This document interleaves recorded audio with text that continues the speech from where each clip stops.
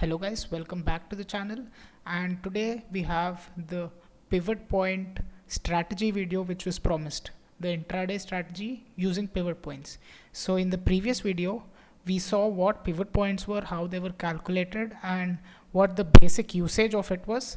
But today we will develop a strategy around it. We will add some filters to remove the extra fake signals we do get from those, and try to develop a strategy from it, which in my backtesting experience has turned out to be good. But please, this is the disclaimer, please backtest for yourself for a couple of weeks, paper trade on it, on Nifty or Bank Nifty or any stock of your choice, backtest on it.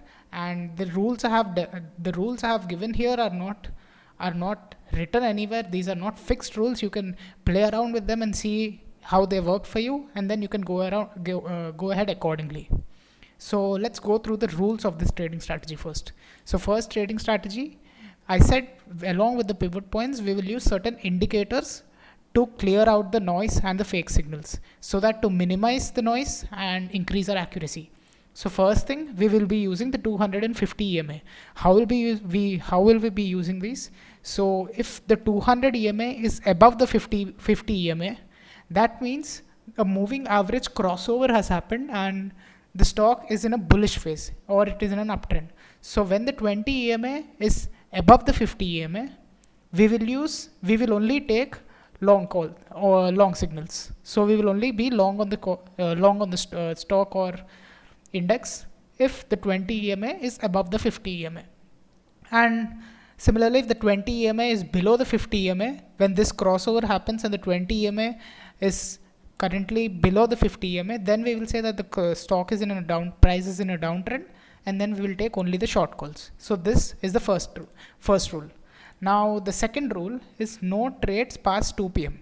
So you will see how we will set our stop losses and targets accordingly. So this rule is simple, because after 2 p.m. if you take any trades on an intraday basis, you may not give the stock enough time to give momentum or make moves. So this is just a simple rule. If we get a buy or sell signal past 2 p.m. or 2:15 p.m., see, again, this is up to your interpretation.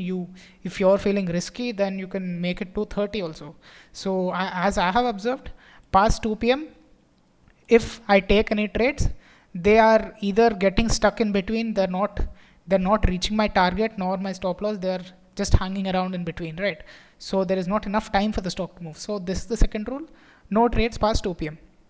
Third rule, I will only take my trade if my risk to reward is 1.2 or above. So anything above 1 is acceptable at the very least for intraday trading. So I will take only trades which are giving me a risk to reward of 1.2. I will tell you again the rules of how to set your stop loss and your target. Now again, this fourth point, very important: no trades on expiry days, which is every Thursday. So on this particular rule is because stocks or index tends to be volatile on Thursdays, and we don't get a directional move on Thursdays a lot of times. So what this happens is, we get a signal on one side, suppose we get a short signal, and then because of put writing or whatsoever the reason, index tends to correct and end pretty much flat on that day, on most expiry days. So this rule is simply for that very reason, so that we get some good momentum in the stock and we have a directional trend. So this is mainly for, again, this no trades on expiry is mainly for indices, but even stocks sometimes can be erratic on expiry days. So these are the four rules, simple rules. Now let's go ahead with our back testing. So I will be using 15-minute charts, and here I have my pivot points and to 20 EMA and my 50 EMA. So the 20 EMA is the red line and the 50 EMA is the blue line. So we'll be going from the first day itself. So as I told you, a sell signal is when a candle closes below one of these points, and then, so suppose you can see that this pivot point, this candle has closed below our our pivot level, giving us a sell signal. Now is this sell signal acceptable? Yes, because the 20 EMA is below my 50 EMA, so stock is in a downtrend, and it is not before, it is well before 2 p.m. This is the very first candle of the day, and this satisfies every condition. right? This wasn't an expiry day either. And if I see my risk to reward ratio, now how do I set my risk to reward? So entry will be here on the closing. Now my stop loss would be right above this pivot point. This pivot point right here, my stop loss would be above it, and my targets will be right above, again right above S1. So not exactly S1, just a little above S1, like 0.1 or 0.2% above S1. Because sometimes what happens is price tends to come very close and then bounce up from there.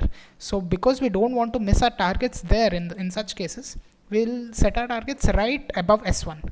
So here you can see, if we go short here, we get a stop loss around here and then targets right above S1. So we got wigged out here. There was stop loss hunting on this particular day because of volatility. As you know, on Friday there was huge volatility in the opening hours. You can see the low made and the high made here. This was almost 600 points wide. So yeah, this was stop loss hunting, and things happen, we can't help it, right? So again, if we see here, this trade here I take my trade because it has closed below my S1. My stop loss would be right above S1 level and my targets would be right above S2 level. So my risk to reward I'm getting is 1.35, which is above 1.2 obviously. So I will take a trade here, and this is at 11:30 in the morning. Again 20 EMA below 50 EMA, condition satisfied, target hit. So we may make a loss here because of extra volatility, but here we covered it and day ends pretty much more or less in green only. So again, this day, if you observe, this is the 12th of May, and 12th of May was the expiry day. So here you can see the amount of fake signals we got. Here we got a short signal, price went, but our targets were here, price did not hit our target. Here our stop loss was hit, price gave another signal here. If we went short here, you can see our stop loss was hit again. So this is the importance of having some rules with your trading strategy, some fixed rules, not to trade on expiry days, because you can see the amount of volatility here and there is no directional move whatsoever. Now here I'll come here. So here if I observe, right here when I got my signal right here, my buy signal here, 20 EMA is above the 50 EMA. So here at this point of time I'm looking for buy signals. So you need to keep an eye on this. So of course I will go long on this, and my stop loss will be right below the S3, and my take profits here. So, and my risk to reward is 1.7. As you can see, another good trade for us. So again, my next signal, my next buy signal was here, which obviously was not a good trade. And then can I take a buy signal here because this has given me a buy signal here? No. Why? Because my 20 EMA is below the 50 EMA at this candlestick, if you can see. Now this again helped us avoid a fake entry. Now here I get my next short selling signal. Do I take a short selling signal? Of course I do, because my 20 EMA is below the 50 EMA. If I take my short trade right here, and a very good trade for us. Stop loss right above this, target right above this, 1.4 almost, done. Well and good. So again, so here we got a sell signal here. So price crossed over this S2 and closed here. So now if I place my stop loss above S2 and target above S3, now here you can see our risk to reward is 0.29, 0.3. So again, obviously a risk to reward of 0.3 is quite bad, right? So we do not take this trade right here. So next we'll see on this day. On this day, if you see, 20 EMA is above my 50 EMA. So I will only be willing to take long trades. So here I got a long signal, price did not reach the target, stop loss hit, and then stop loss was hit right here, and then my next long signal was here somewhere on the last day of the last candle of the day, obviously. So yeah, one stop loss hit right there. So we have made, so if you observe here, we hit our stop loss twice and made profit. Our targets were hit like 3 to 4 times. So you can see the accuracy of this is quite high. It's above 70% in my opinion. And next we will backtest a little on Nifty as well. So if you observe for Nifty, on the first day 20 EMA is below 50 EMA, and then this was our sell signal right here. Now if I take my sell, buy sell here also, my targets were hit, sure. So this would have been my target and this would have been my stop loss. My targets were hit, sure, but risk to reward is 0.5, so this trade is just not worth taking. So I will not take this trade, obviously. And now next sell signal, did I ever get a sell signal after this? No, price did not close below S1 here. So price, there was no other signal on that day. Here, price closed below S1 here. So I will take my short here. And then right here will my stop loss, and right here is my target. 3.2 risk to reward. Easy, very good trade closed. Right. So you can see a 3.2 risk to reward trade when I close. So this covers, even if I made like 3-4 stop losses, even if my stop loss was hit 2 to 3 times between, this 3.2 risk to reward ratio trade covers all those. And everything else will be with us. Every other trade which has hit targets will be with us. So this is the importance of maintaining a good risk to reward ratio. No other signals on this particular day. Now here I will go. Here, if you observe, 20 EMA is above the 50 EMA, and this is where I get my buy signal. I got my buy signal here, and stop loss right below my S3 and targets right below S2. Now here, as you can observe, my risk to reward is very less. So I will not take this trade, even though this was a successful trade. I will not take it because my risk to reward is very skewed. Right, even here my risk to reward would have been, let's check what our risk to reward would have been. Here is the stop loss. Here is the target. Risk to reward is just about 1.1. So yeah, again, as I said, 1.2 is not a fixed figure. If you're willing to take trades on 1.1, well and good. Personally, I don't want to take trades with such risk to reward, so I would have avoided this. Even though these were two successful trades, theoretically, I wouldn't have taken because of bad risk to reward ratio. Right. Now here we got a sell signal, but 220 EMA was above the 50 EMA. So I was not looking for sells, no signal again. So here I will look. Here, do I get a buy signal anywhere? This was a sell signal, but not taken obviously because of the EMS. Here I get my buy signal, and quite clearly my stop loss would be right below and targets right here. Again, risk to reward of almost 3, targets hit. So this I have back tested for you guys for the past week. There were 4 trading days in the past week, as Thursday was a holiday. So have back tested on Nifty and Bank Nifty for you guys on the past week. So you can go and check out on stocks also. I can do that right in front of you now. I'll just pick the first stock in my watch list. So this does work for stocks as well, not only for indices. So if I observe here, I'm only looking for sell signals. Here is my first sell signal.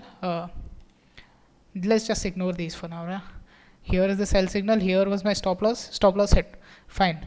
My second sell signal I got here, target hit on the second sell signal. Now if you observe here, here I lost 1 hour. And what was my risk to reward here? Here my risk to reward that I made was about 2.17, or let's just say 2. So suppose every time I'm risking my capital, I'm risking 1% of capital. So suppose, let's say that 1% is 100 or whatever. So here if I lose 100 rupees, here I'm making 220 rupees. So my net profit for the end of the day is 110, right? Even though I'm making 1 profit and 1 loss, because I'm maintaining good risk to reward ratio, I am ending in a profit by the end of the day.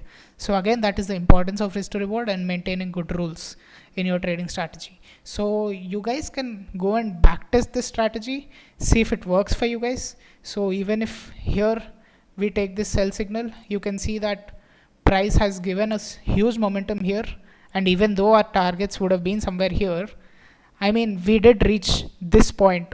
So we did reach this point on the second last candle at 3:15 p.m. So on 3:15 p.m, if you're so close to your targets, obviously you book your profits, right? You won't wait till the end of the day till the broker squares off for you automatically.